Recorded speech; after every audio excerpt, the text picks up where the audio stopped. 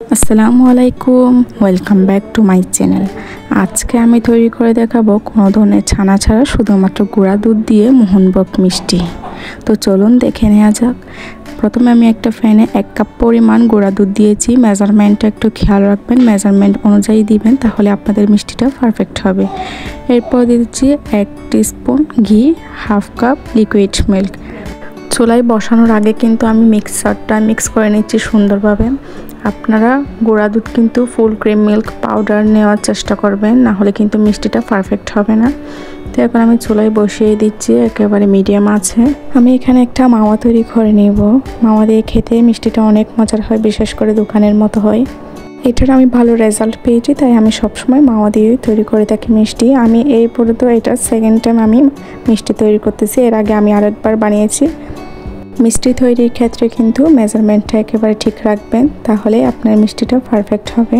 দেখতেই পাচ্ছেন মালাইটা আস্তে আস্তে ঘন হয়ে আসছে। আমি এই মালাই দিয়ে অনেক ধরনের মিষ্টি তৈরি করব। আপাতত আমি মোহনভোগের রেসিপি দিচ্ছি, একটা একটা করে দিব যাতে আপনাদের বুঝতে সুবিধা হয়। সব মিষ্টির ভিডিও একসাথে দিলে বুঝতে একটু অসুবিধা হবে, তাই। তো দেখতেই পাচ্ছেন মালাইটা একেবারে ঠিক হয়ে আসছে, এখন ফ্যান থেকে উঠে উঠে আসছে।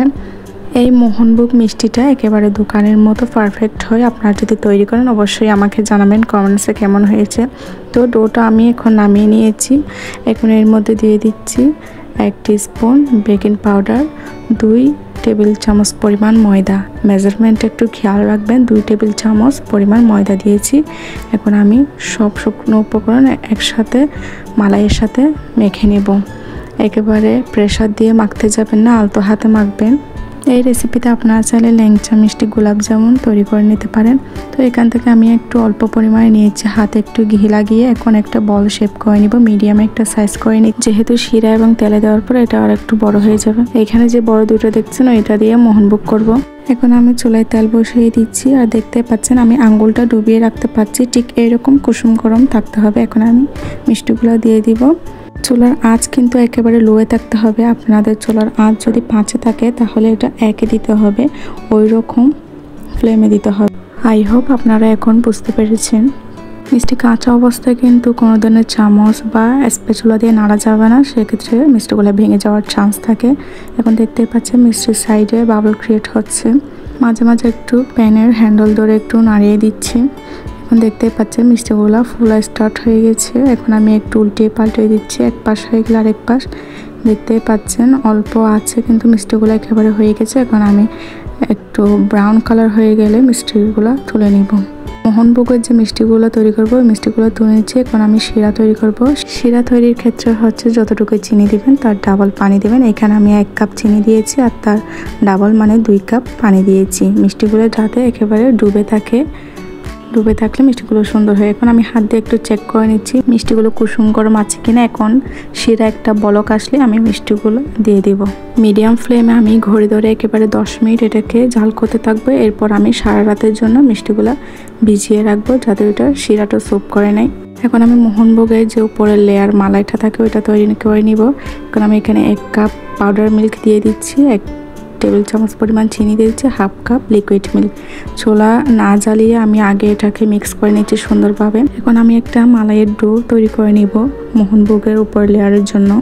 আমি 1 টেবিল চামচ পরিমাণ এখানে ঘি দিয়েছিলাম, ভিডিওটা আসলে স্কিপ হয়ে গিয়েছে।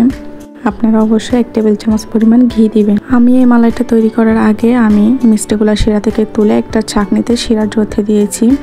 এরপর মিষ্টির উপর লেয়ারটা একটু টিস্যু দিয়ে মুছে দিচ্ছি, যাতে এক্সট্রা যে শিরাটা আছে ওইটা একটু সোপ করে নেয়, যাতে লেয়ারটা একটু ভালোভাবে বসে। তো আমি এখানে 2টা মোহনভোগ তৈরি করব, সেই জন্য আমি 2টা মিষ্টি আমি টিস্যু দিয়ে মুছে নিচ্ছি ভালো করে। এখন মালাইয়ের একটা ডো নিয়ে নিব, হাত দিয়ে একটু ঘি মাখিয়ে। এখন একটা রুটি শেপ করব, যাতে মিষ্টিটা একেবারে কভার হয়ে যায়। বেশি পাতলা করবেন না, মিষ্টির লেয়ারটা যাতে 4 সাইডে সমান হয় ওইটা খেয়াল রাখবেন, তার মানে কাটার পর ওইটা আরও বেশি সুন্দর লাগবে।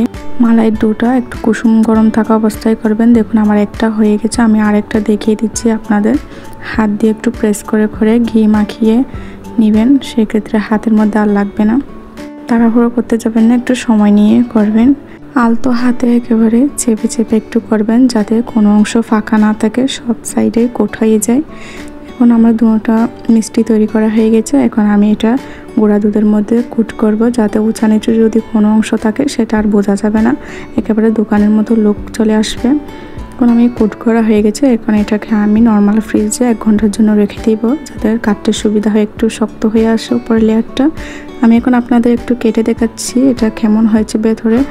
দেখতেই পাচ্ছেন এটা কতটা সফট এবং অনেক সুন্দর হয়েছে। এখন আমি মাঝখানে একটু ফুড কালার দিয়ে দিচ্ছি, যাতে একেবারে দোকানের মতো লুকটা চলে আসে। আমি এখানে একটু রেড ফুড কালার সামান্য একটু পানি মিশিয়ে দিয়ে দিচ্ছি। আমি আপনাদের এখন একটু খেটে দেখাচ্ছি কতটা সফট হয়েছে। বাসায় এটা একবার হলেও ট্রাই করে দেখবেন।